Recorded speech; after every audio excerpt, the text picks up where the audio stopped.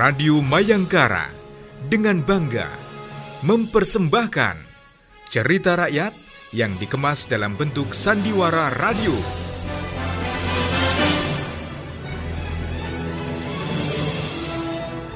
Edisi kali ini dengan lakon Roro Mendut.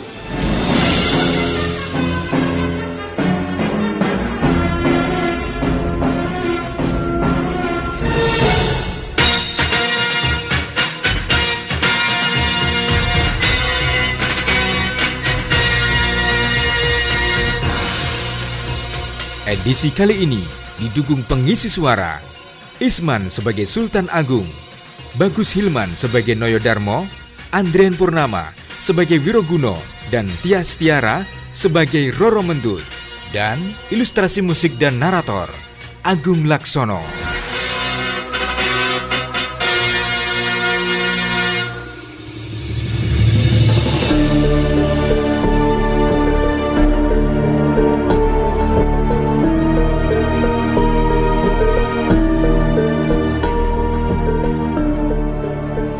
Pada zaman dahulu, di pesisir pantai utara Pulau Jawa, tepatnya di daerah Pati, Jawa Tengah, tersebutlah sebuah desa nelayan bernama Teluk Cikal.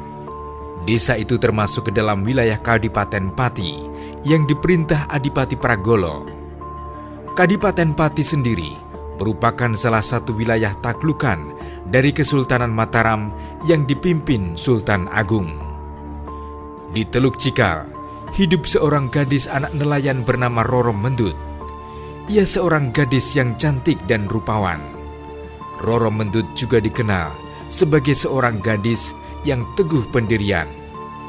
Dirinya tidak sungkan-sungkan menolak para lelaki yang datang melamarnya sebab ia sudah memiliki calon suami, seorang pemuda desa yang tampan bernama Pronocitro, seorang saudagar kaya raya. Suatu hari, kabar tentang kecantikan dan kemuliaan Roro Mendut sampai terdengar ke Adipati Pragolo II. Penguasa Kadipaten Pati itu pun bermaksud menjadikannya sebagai selir. Sudah berkali-kali ia membujuknya, namun Roro Mendut tetap menolak.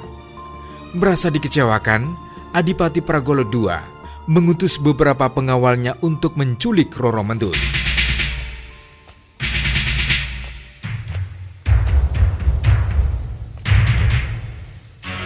Hari itu, ketika Roro Mendut sedang asyik menjemur ikan di pantai seorang diri, datanglah utusan Adipati Pragolo.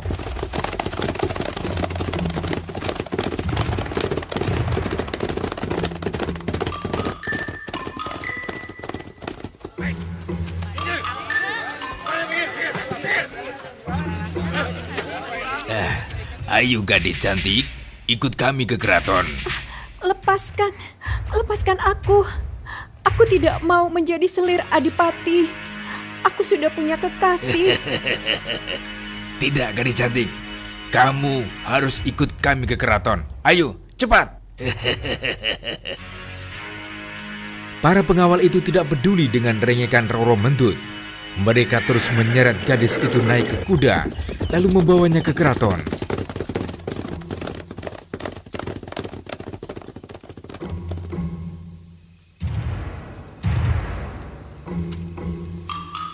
Sebagai calon selir, Roro Mendut dipingit di dalam puri Kadipaten Pati di bawah asuhan seorang dayang bernama Ni Semangka dengan dibantu seorang dayang yang lebih muda bernama Genduk Duku.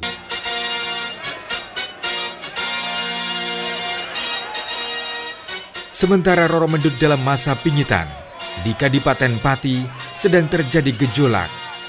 Sultan Agung menuding Adipati Pragolo II sebagai pemberontak karena tidak mau membayar upeti kepada Kesultanan Mataram. Sultan Agung pun memimpin langsung penyerangan ke Kadipaten Pati.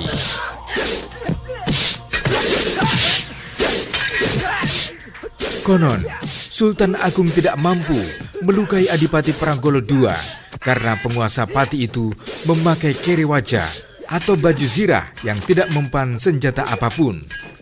Melihat hal itu, Abdi pemegang payung sang sultan yang bernama Ki Noyodarmo pun berkata,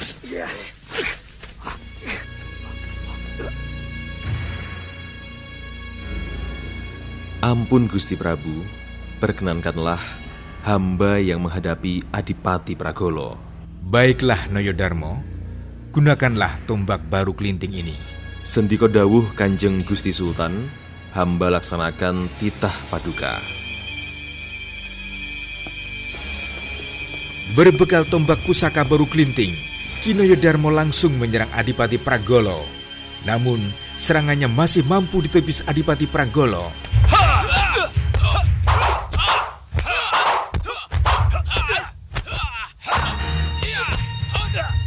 Saat Adipati itu lengah, Ki Noyodarmo dengan cepat menikamkan pusaka baru kelinting ke bagian tubuh sang Adipati yang tidak terlindungi baju zirah.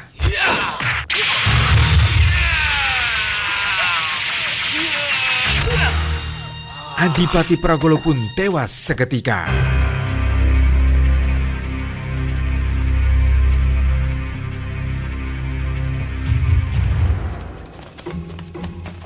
Sementara itu, para prajurit yang dikomandani Panglima Perang Mataram Tumenggung Wiroguno segera merampas harta kekayaan Adipati Pati, termasuk Roro Mendut.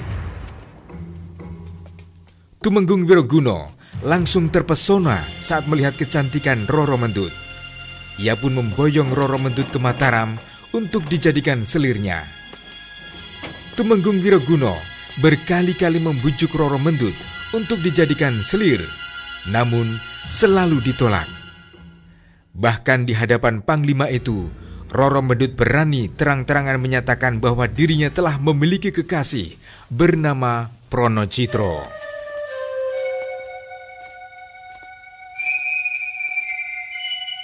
Sikap Roro Mendut yang keras kepala itu membuat Tumenggung Wiroguno murka. "Baiklah Roro Mendut, jika kamu tidak ingin menjadi selirku, maka sebagai gantinya kamu harus membayar pajak kepada Mataram."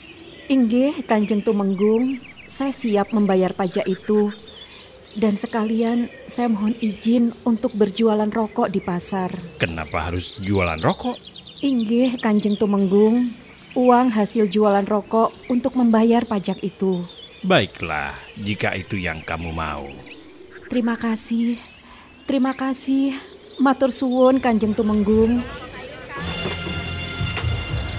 Tanpa canggung, Roro Mendut pun menawarkan rokok lintingan buatannya sendiri di pasar.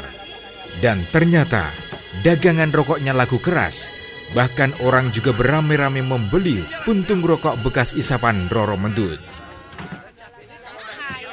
Suatu hari, ketika sedang berjualan di pasar, Roro Mendut bertemu dengan Pronocitro yang sengaja datang mencari kekasihnya itu. Pronocitro berusaha mencari jalan untuk bisa melarikan Roro Mendut dari Mataram.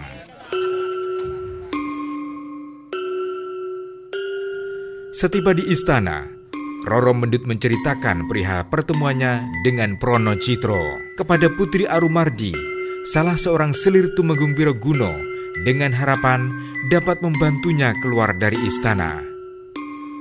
Roro Mendut tahu persis Putri Arumardi tidak setuju jika Wiroguno menambah selir lagi.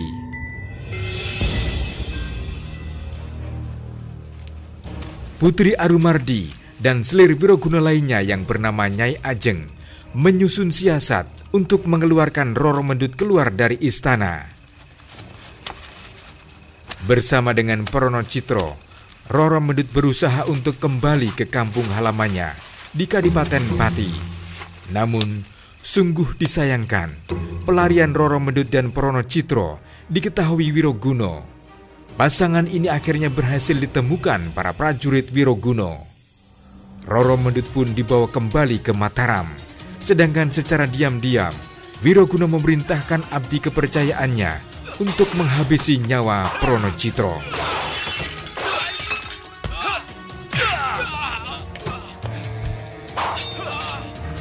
Akhirnya, kekasih Roro Mendut itu tewas dan dikuburkan di sebuah hutan terpencil di Ceporan, Desa Gandu, terletak kurang lebih 9 km sebelah timur kota Yogyakarta.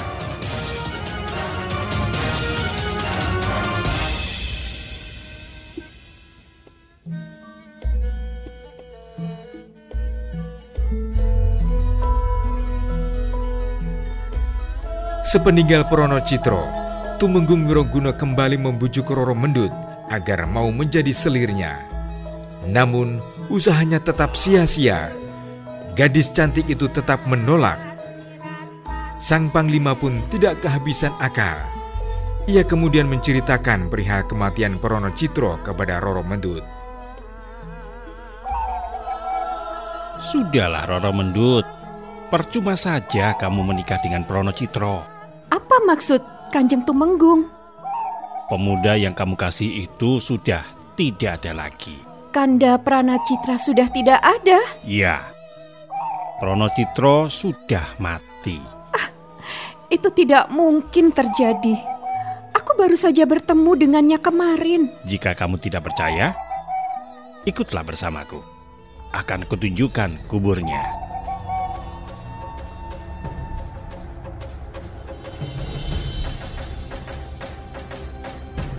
Roro Mendut pun menurut untuk membuktikan perkataan Tumenggung Wiroguna.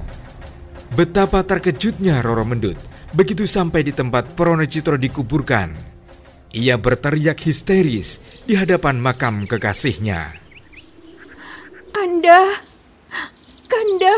jangan tinggalkan Dinda, Kanda. Sudahlah Mendut, tak ada lagi gunanya meratapi orang yang sudah mati. Ayo, kita tinggalkan tempat ini.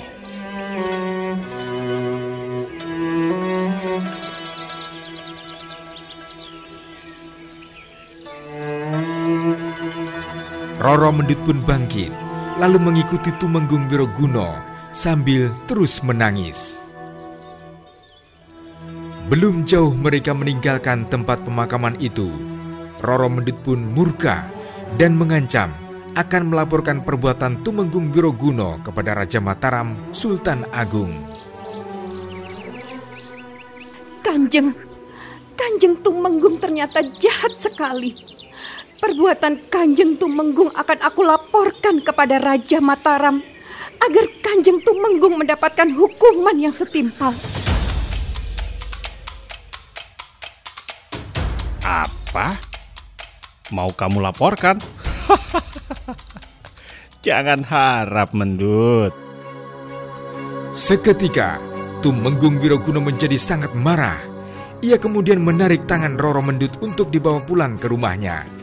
Namun, gadis itu menolak dan meronta-ronta untuk melepaskan diri. Begitu tangannya terlepas, ia menarik keris milik Tumenggung Wiroguna yang terselip di pinggangnya. Roro Mendut kemudian berlari menuju makam kekasihnya. Panglima itu pun berusaha mengejarnya. Berhenti Mendut. Jangan kamu lakukan itu Mendut. Setibanya di makam Prono Citro, Roro Mendut nekat bunuh diri dengan menikamkan perutnya dengan keris yang dibawanya. Tubuh Roro Mendut pun langsung roboh dan tewas di samping makam kekasihnya.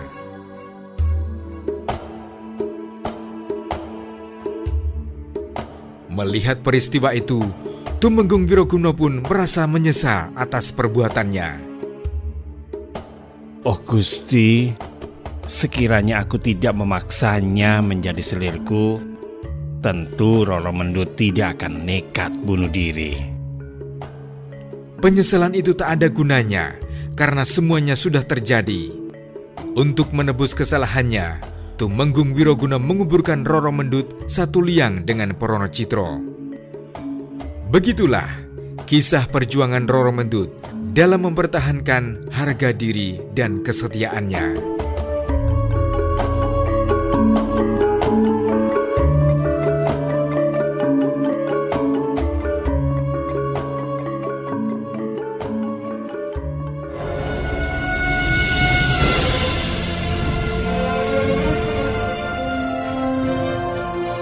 Baru saja Anda simak Sandiwara Radio Mayangkara dengan lakon Roro Mendut.